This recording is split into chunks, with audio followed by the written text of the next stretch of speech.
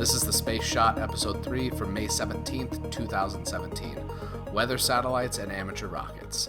On May 17th, 1974, the first Synchronous Meteorological Satellite, or SMS-1, was launched on a Delta 2000 series rocket. The SMS-1 and SMS-2 satellites were the first purpose-built geostationary weather satellites that were launched. Before I talk about the SMS satellite, I want to cover two different types of orbits that are most commonly used for weather satellites. The first is a polar orbit, which allows a satellite to cover the entire surface of the planet over a course of a 24-hour period. Usually these orbits are sun-synchronous, meaning that the satellite is always looking at a part of the Earth that is lit by the sun. The other one is a geostationary orbit, which is what the SMS satellites used, and that's where a satellite stays over a fixed location on the ground.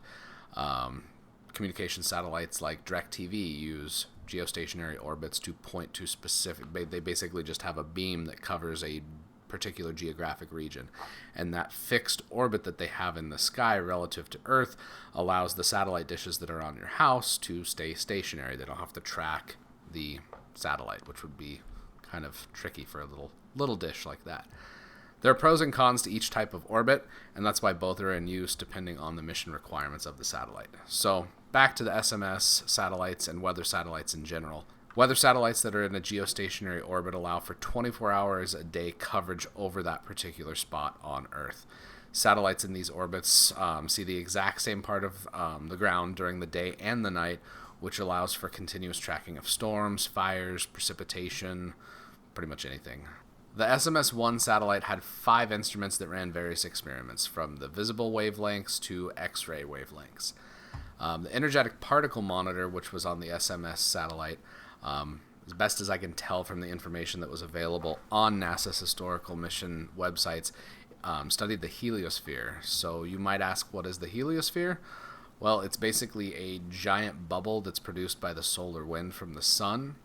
And right now, the only spacecraft that has exited the heliosphere is Voyager 1, so we still have a very limited amount of data on the exact structure of the heliosphere, exactly how far it goes out. It's all pretty rough estimates right now.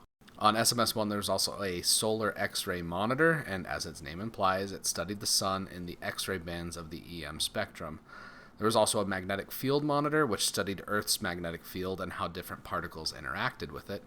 The final instrument on the spacecraft was a data system that tied everything together and was able to store and transmit data that was collected by the satellite. Having continuous satellite coverage of Earth's surface for weather tracking and climate data is really critical for everything from climate research to weather prediction.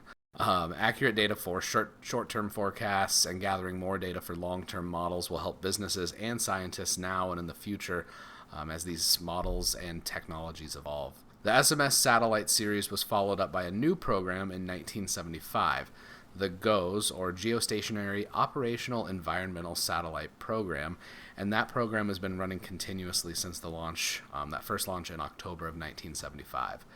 The latest satellite of the GOES series was GOES 16, and that was launched in November 2016 on a United Launch Alliance Atlas V rocket.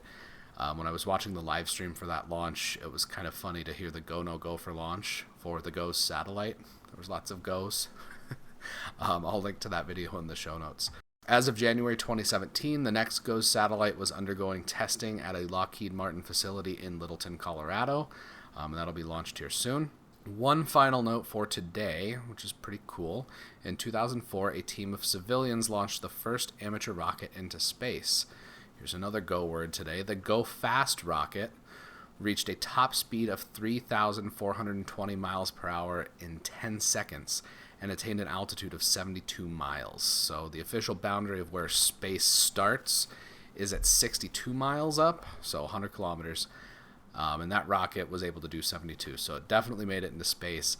But the fact that it went from 0 to 3,400 miles an hour in 10 seconds, that's pretty dang quick. The rocket was developed by the Civilian Space Exploration Team, also known as CSXT, and they are a team of civilians that have worked together to launch amateur rockets into space since 1995. Tomorrow I'm going to be talking about the launch of Apollo 10, which is basically the dress rehearsal for Apollo 11 and the moon landing. I'm also going to be exploring the history of satellites designed specifically to monitor Earth for nuclear explosions, since tomorrow is the anniversary of when India detonated their first nuclear weapon, which should be interesting to cover. Thanks for checking out the Space Shot. It would be fantastic if you could leave a review wherever you watch this show, whether it's YouTube, through iTunes, wherever it's at. Share this video on Facebook, Insta, Twitter, wherever you connect with friends and family. I'd really appreciate it. I'm John Molnix, and I'll catch you on the flip side.